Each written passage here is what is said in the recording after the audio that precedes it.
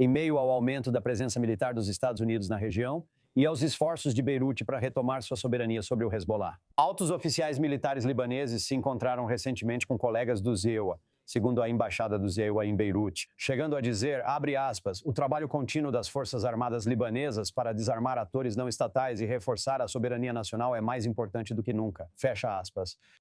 Vamos para lá. Nosso correspondente sênior nos Israel, Mike Wagenheim, abordará o tema agora. Veja, nós, a alta liderança militar dos EUAS, o chefe do Corpo de Fuzileiros Navais e da CENTCOM. Eu vi outros, demonstrando realmente apoiar as Forças Armadas libanesas, o governo central de Beirute. Eles estão envolvidos, esta administração dos EUA, mas não ajudam diretamente a desarmar o Hezbollah. Ao que tudo indica, isso ficou a cargo de Israel. E os libaneses explicam, Mike, como os EUA apoiam o governo libanês agora? Como você interpreta isso? Bem, também houve tensão nesse relacionamento. Mesmo como você disse, eles apoiaram as Forças Armadas libanesas, como os EUA, que intermediaram o cessar-fogo entre Israel e o Líbano, embora o Hezbollah estivesse no centro disso.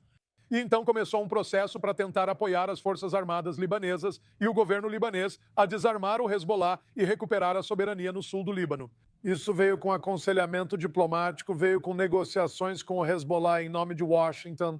Isso envolveu parceiros internacionais capazes de trazer o Hezbollah para negociações e obter concessões, além de fornecer ajuda financeira às Forças Armadas libanesas. Milhões de dólares foram enviados às Forças Armadas libanesas para salários. O moral era baixo, já que soldados do Hezbollah ganhavam bem mais que os das Forças Armadas libanesas. O que isso indica? A ajuda financeira também estava sendo destinada a isso, com conselheiros e assessores militares enviados ao Líbano. Como você mencionou, era muita coisa acontecendo, muito capital político, muito capital mesmo foi investido nesse esforço para finalmente implementar a Resolução 1701 do Conselho de Segurança da ONU, retirar as armas das mãos do Hezbollah e restabelecer a soberania do Líbano no sul, porque isso significa mais do que apenas soberania, significa uma economia totalmente nova para o Líbano. A economia deles foi devastada por causa do impacto do Hezbollah no sul e realmente tem sido vista como um estado falido pelo governo Trump. Eles têm tentado mudar essa situação. No entanto, houve muita resistência no final do ano passado. Rodolph Haikal, o chefe das Forças Armadas libanesas, deveria vir a Washington em novembro. Ele está aqui esta semana, mas era para ter vindo em novembro. Essas reuniões foram canceladas porque o governo Trump não gostou do andamento ou da falta de progresso em relação ao desarmamento do Hezbollah.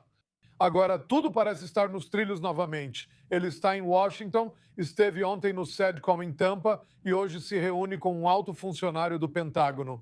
Reunião com líderes no Capitólio para tentar manter esse apoio e desenvolver um roteiro para onde o Líbano pode seguir a partir daqui.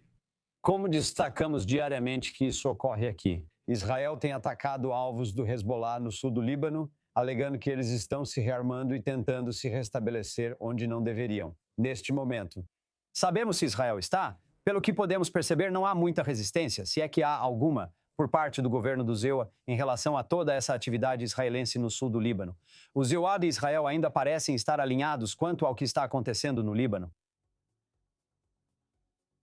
Houve resistência em um determinado momento, foi uma resistência silenciosa, mas houve resistência em relação ao que Israel estava fazendo no sul do Líbano, com os ataques diários ao Hezbollah. Isso já faz um tempo e a visão do governo é a seguinte, olha, Israel precisa fazer alguma coisa se quiser forçar a mão do Hezbollah, se Washington quiser forçar a mão do Hezbollah.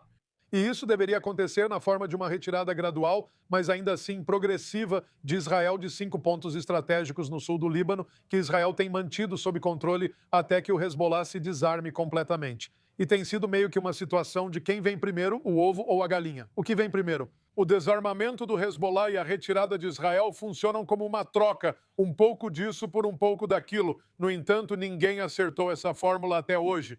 Mas em determinado momento, Washington meio que achou que essa fórmula estava desequilibrada a favor do Líbano. E eles estavam pressionando Israel a fazer mais, a se retirar e tentar conseguir uma data firme e completa de retirada desses 5 pontos estratégicos. Isso meio que ficou de lado por um tempo, pois acho que Israel, ou talvez o governo americano, percebeu que as coisas não estavam progredindo como esperavam. No que diz respeito às Forças Armadas libanesas serem agressivas o suficiente para assumir o controle do sul do Líbano, vimos meio que um reequilíbrio disso.